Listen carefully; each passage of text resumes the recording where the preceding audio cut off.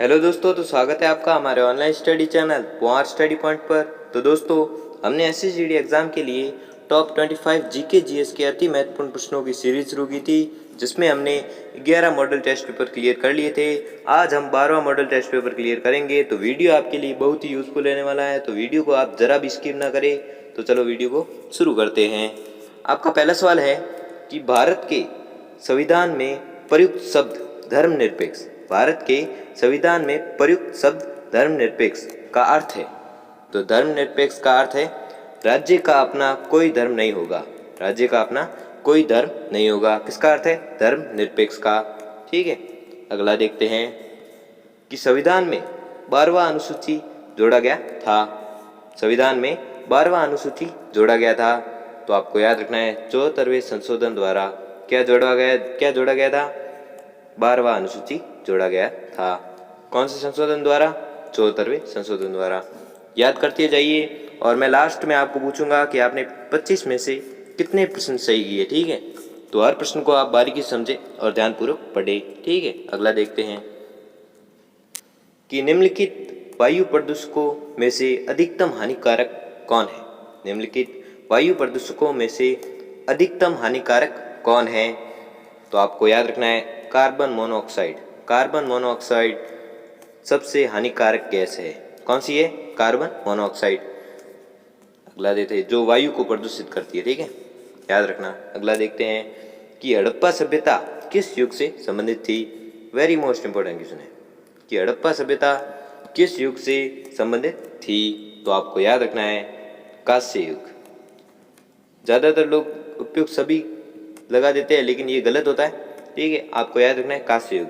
हड़प्पा सभ्यता किस युग से संबंधित थी? कांस्य युग से। अगला देखते हैं कि गौतम बुद्ध ने महापरिनिर्वाण कहाँ प्राप्त किया? गौतम बुद्ध ने महापरिनिर्वाण कहाँ प्राप्त किया था? तो आपको याद रखना है कुशीनगर में। कहाँ प्राप्त किया था? कुशीनगर में। क्या प्राप्त किया था? महापरिनिर्वाण। किसने किया था? गौतम बुद्ध ने। अगला देखते हैं कि मगध के राजा अजातशत्रु का सदैव किस गणराज्य के साथ युद्ध रहा? ध्यान से पढ़ो प्रश्न को कि मगध के राजा अजातशत्रु का सदैव किस गणराज्य के साथ युद्ध रहा?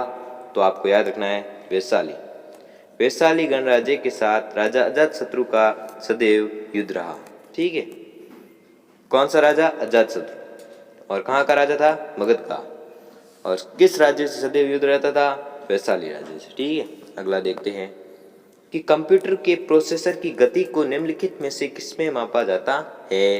कंप्यूटर के प्रोसेसर की गति को निम्नलिखित में से किसमें मापा जाता है? तो आपको याद रखना है किसमें मापा जाता है? MIPS में क्या मापा जाता है? कंप्यूटर के प्रोसेसर की गति को किसमें मापा जाता है? MIPS में। ठीक है, ध्यान से पढ़िए हर प्रश्न को। अगला देखते हैं कि बिक्री कर कौन लगाता है और वसूल करता है? ध्यान से पढ़िए प्रश्न को कि बिक्री कर कौन लगाता है और वसूल करता है? तो आपको याद रखना है राज्य सरकार। बिक्री कर कौन लगाता है और वसूल करता है? तो आपको याद रखना है राज्य सरकार। ठीक है, अगला देखते हैं कि नदी के बहाव की दिशा के परिवर्तन के कारण बनी हुई झील को क्या कहते हैं?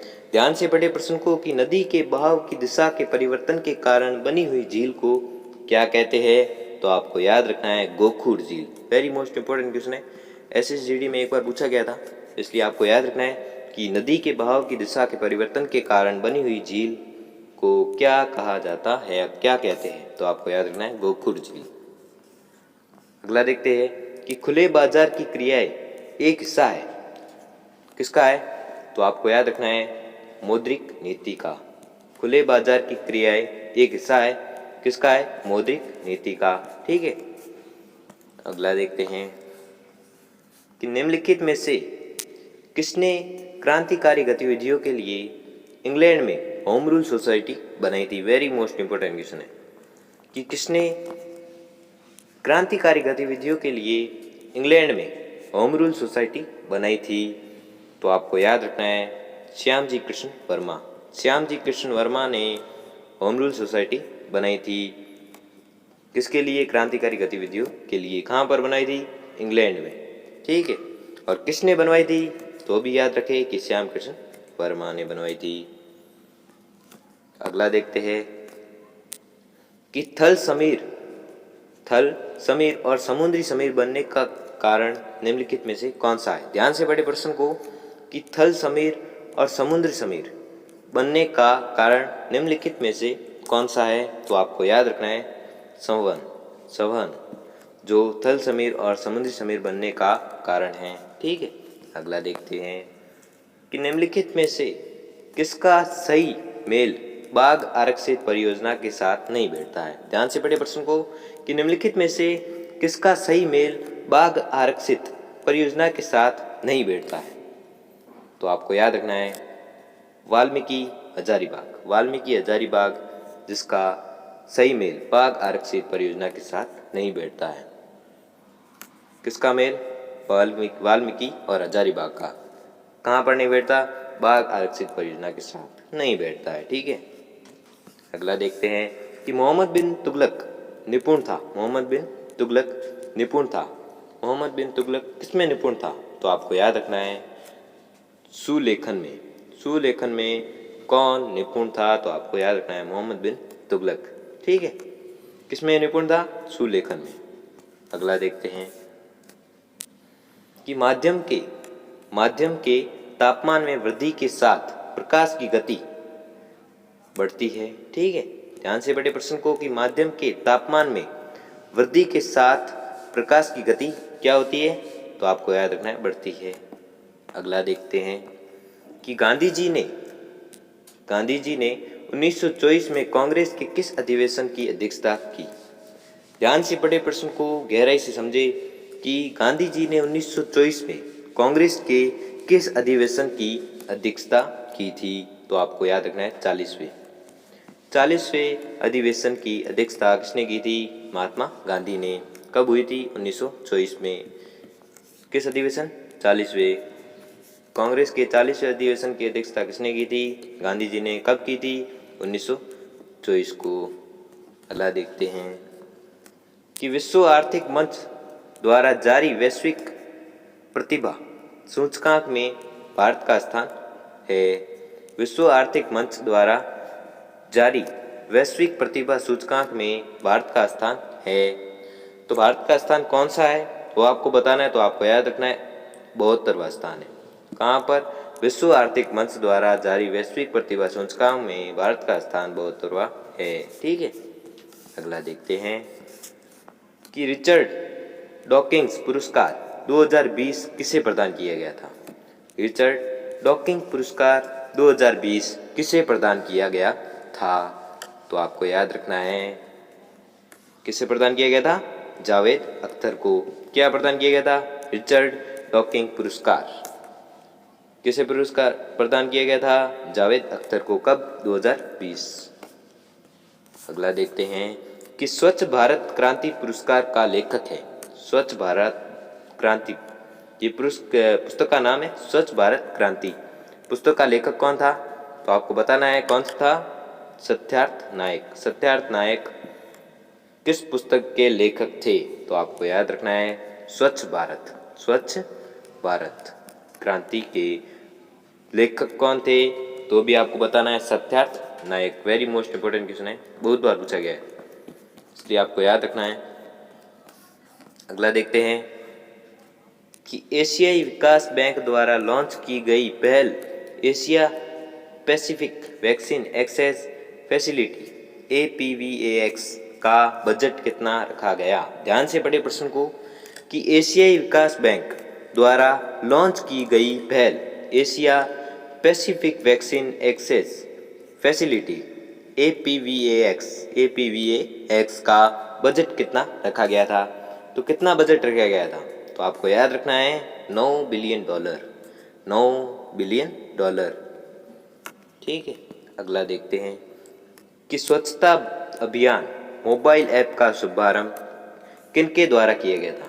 स्वच्छता अभियान मोबाइल ऐप का शुभारंभ किसके द्वारा किया गया था? तो आपको याद रखना है किसके द्वारा किया गया था?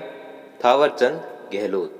थावरचंद गहलोत के द्वारा स्वच्छता अभियान मोबाइल ऐप का शुभारंभ किया गया था। एसएसजीडी एग्जाम में पूछा जा सकता है, इसलिए याद कर लीजिए, मोस्ट इम्पोर्टेंट लग रहा है मेरे को। ठीक है, अगला देखते हैं कि राजमाता कर्णवती कहाँ की संरक्षिता थी। राजमाता कर्णवती कहाँ की संरक्षिता थी, तो आपको याद रखना है कहाँ की थी, चित्तौड़ की। कौन थी, राजमाता कर्णवती कहाँ की संरक्षिता थी, तो आपको याद रखना है चित्तौड़ की। अगला देखते हैं कि भारत में सबसे तेज चलने वाली रेलगाड़ी है। भारत में सबसे तेज चलने वाली रेलगाड़ी है, तो आपको याद रखना है वंदे भारत एक्सप्रेस। वंदे भारत एक्सप्रेस भारत में सबसे तेज चलने वाली रेलगाड़ी है। सबसे तेज चलने वाली रेलगाड़ी कौन सी है, तो आपको याद रखना है वंदे भारत। कहाँ पर, भारत में। ठीक है, अगला देखते हैं कि कौन सा भारतीय बल्लेबाज अंतर्राष्ट्रीय टी20 क्रिकेट में सबसे तेज 1000 रन बनाने वाले कप्तान बन गए हैं। कौन सा भारतीय बल्लेबाज अंतर्राष्ट्रीय टी20 क्रिकेट में सबसे तेज 1000 रन 1000 रन बनाने वाले कप्तान बन गए। वेरी मोस्ट इंपोर्टेंट क्वेश्चन है, एसएसजीडी एग्जाम में आने लायक ये वेरी मोस्ट इंपोर्टेंट क्वेश्चन है कि कौन सा भारतीय बल्लेबाज अंतर्राष्ट्रीय टी20 क्रिकेट में सबसे तेज 1000 रन बनाने वाले कप्तान बन गए हैं, तो आपको याद रखना है विराट कोहली। विराट कोहली जो वर्तमान में अभी कप्तान है। ठीक है, अगला देखते हैं कि दूध को पास्चुराइजेशन किया जाता है। दूध को पास्चुराइजेशन किया जाता है, वेरी मोस्ट इंपोर्टेंट क्वेश्चन है। ठीक है, तो दूध को पास्चुराइजेशन किया जाता है, तो आपका आंसर होगा 30 मिनट के लिए 62 डिग्री सेल्सियस गर्म करके किया जाता है 30 मिनट के लिए। ठीक है, तो आपने कितने प्रश्न सही किए 25 में से, वो हमें कमेंट में ज़रूर बताएं। और अगर हमारा वीडियो आपको अच्छा लगा हो तो वीडियो को लाइक और चैनल को सब्सक्राइब करें। धन्यवाद।